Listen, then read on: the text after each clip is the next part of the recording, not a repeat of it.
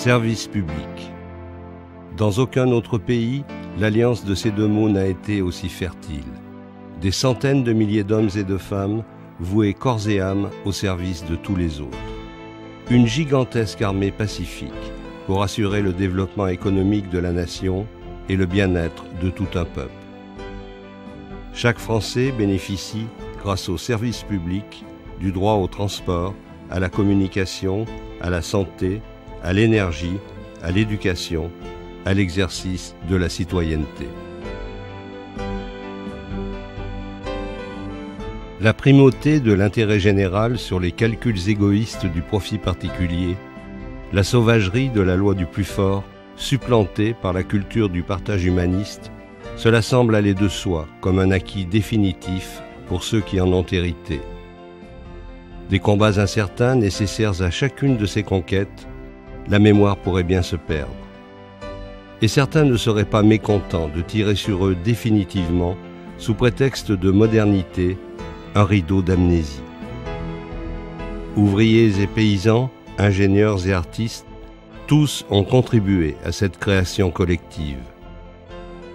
Cette France plus solidaire, ce sont d'abord les résistants qui en ont rêvé ensemble lorsque tout espoir semblait perdu dans la longue nuit de l'occupation. Les combattants de la lutte armée, mais aussi les intellectuels qui menèrent à leur côté la guerre des mots et des idées.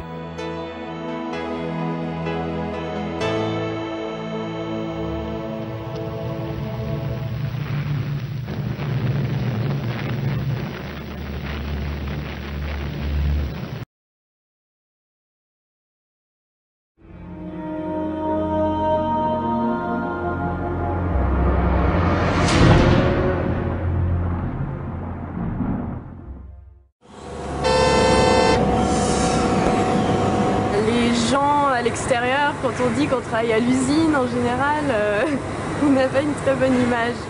C'est peut-être la télévision qui...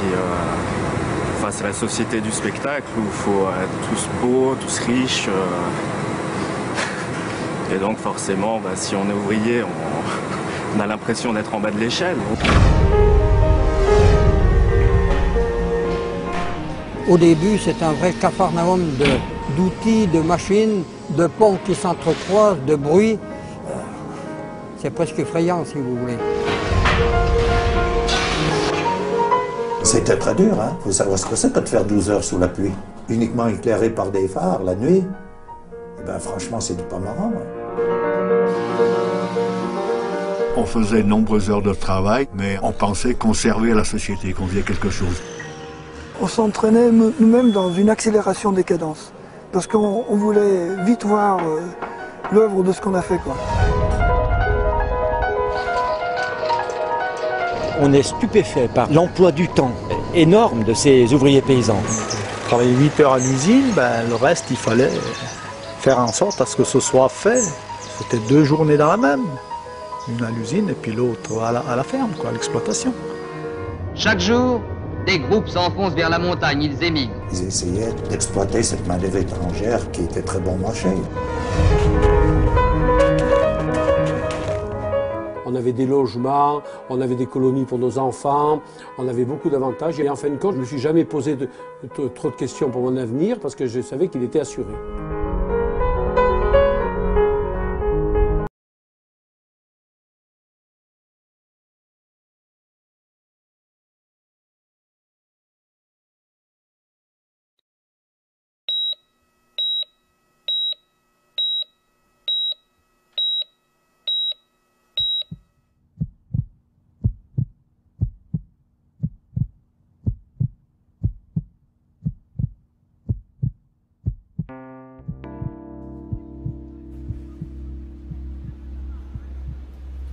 À 60 ans, le travail, c'est plus forcément la santé. Je ne suis jamais malade, moi, j'ai pas les moyens. Des enfants, non merci. Ça coûte trop cher et je pourrais plus travailler. Des médicaments. Il faut un prix pour les étudiants? Un toit sur la tête, ça serait pas du luxe. Aujourd'hui, on ne peut plus admettre d'être livré à soi-même face aux risques de la vie. Pouvoir prendre sa retraite à temps. Disposer d'aides financières face aux charges familiales. De l'assurance chômage quand on est privé de travail. des minima sociaux quand on n'a plus d'assurance chômage, et de soins quand on ne va pas bien. C'est ça, la protection sociale. Elle désigne en fait l'ensemble des dispositifs qui permettent à chacun de faire face aux risques majeurs de l'existence et à leurs conséquences financières.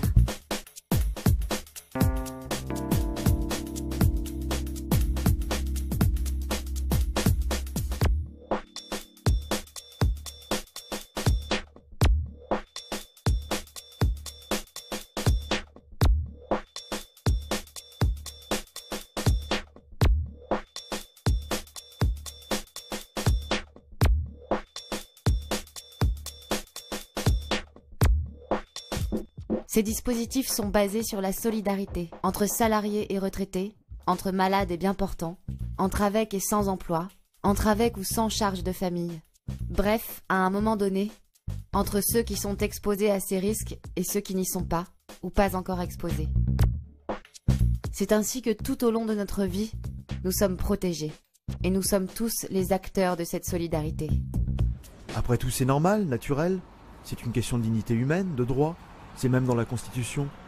Non, ce n'est ni normal ni naturel. Il a fallu lutter pour obtenir ses droits et ses moyens d'être protégés. Lutter et résister. Car c'est de la résistance que nous vient le pôle dominant de notre système de protection sociale. Nous sommes presque au sortir de la Seconde Guerre mondiale, en France, dans un pays ruiné par 4 années d'occupation. Et c'est pourtant de ces ruines que surgira la sécurité sociale.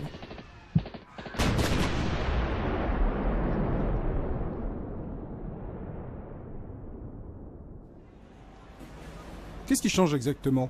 Le programme du Conseil national de la résistance propose alors un plan complet visant à assurer à tous les citoyens des moyens d'existence, dans tous les cas où ils sont incapables de se les procurer par le travail. Il prévoit également une retraite permettant aux vieux travailleurs de finir dignement leurs jours. Ah ben c'est pas trop tôt. C'est ça le grand changement. Un système de couverture sociale qui va s'étendre à l'ensemble de la population, basé sur une vraie solidarité collective et géré avec la participation des salariés.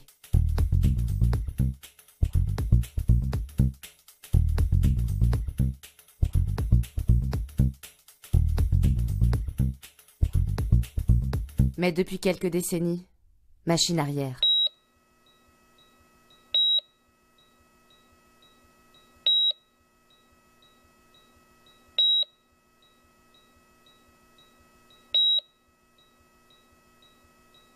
Alors évidemment, une question s'impose. Pourquoi aujourd'hui, alors que la France est bien plus riche qu'elle ne l'était au sortir de la Seconde Guerre mondiale, n'est-elle plus capable d'assurer un même niveau de protection sociale, voire de l'améliorer? Mais parce que c'est la crise. La crise est plus souvent un alibi qu'une cause. Hier comme aujourd'hui, les voix des détenteurs des pouvoirs économiques et financiers n'ont jamais manqué pour décrier les avancées sociales, agiter les menaces qu'elles représenteraient sur notre économie, et surtout sur leurs profits.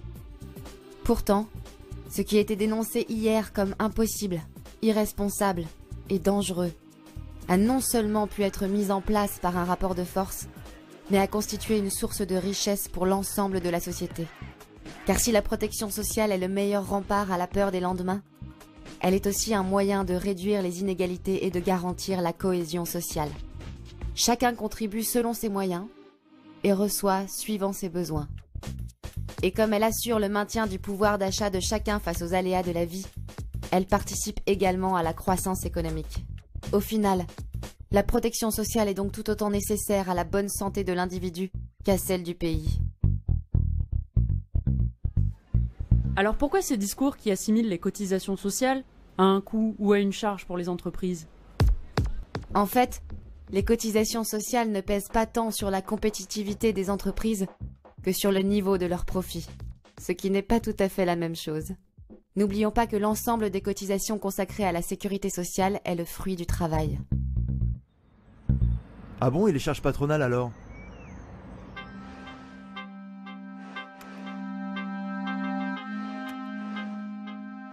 Qu'elles soient patronales ou salariales, toutes les cotisations sociales désignent ce qu'on appelle le salaire socialisé, c'est-à-dire la part de notre rémunération qui est mise au pot commun pour que n'importe lequel d'entre nous puisse être protégé. Le problème aujourd'hui, c'est la baisse de cette contribution. En cause le chômage qui fait diminuer le nombre des cotisants, les bas salaires et les exonérations de cotisations patronales. Pour compenser cette baisse des recettes, les impôts sur les ménages prennent le relais et payent à la place des entreprises. Faute de quoi, les prestations sociales disparaissent. Dans l'un ou l'autre cas, le pouvoir d'achat des ménages diminue. Et là, pour eux, c'est vraiment la crise.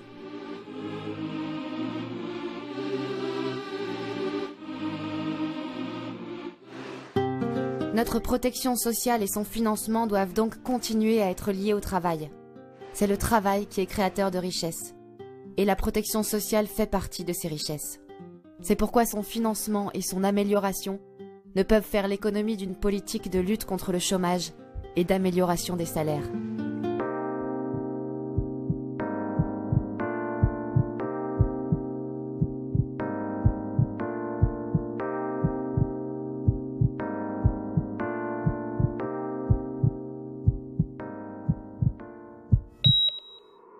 On ne peut pas, c'est la crise. Non seulement on peut, mais face à cette crise, la protection sociale fait partie des solutions. L'améliorer, c'est redonner de la dignité humaine, mais c'est aussi faire avancer d'un même pas le progrès économique et social. C'est un choix de société, une question de rapport de force pour une meilleure répartition des richesses.